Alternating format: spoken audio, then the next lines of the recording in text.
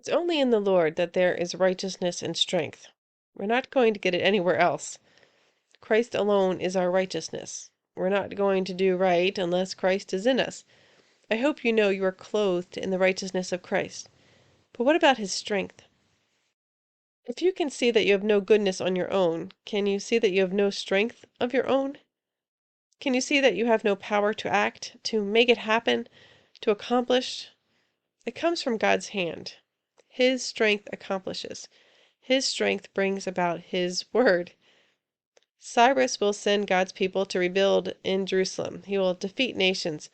It's God's accomplishment. It will happen in the strength of God's hand. Do you see your greatest accomplishments as being the result of God's strength and not your own efforts? The Lord used Cyrus even though he was a pagan king. God chose him to fulfill a purpose. God can bring about his purposes. Sometimes it can be hard to trust God when there are other people involved, when another person's decision is going to affect you. But God can turn the heart of a king. He can control and act when he decides to. No one can stop him. God equipped Cyrus for the tasks he chose for him to accomplish. It didn't matter that Cyrus didn't know him. He is God.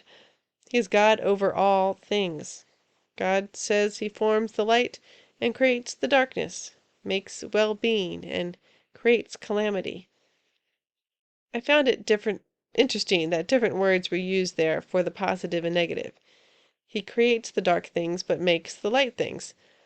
Yes, nothing is going to take place without God's sovereignty allowing it, but his hands are on the good.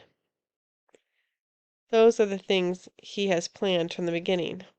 The rest he will give his go-ahead on when needful. Trust him to save.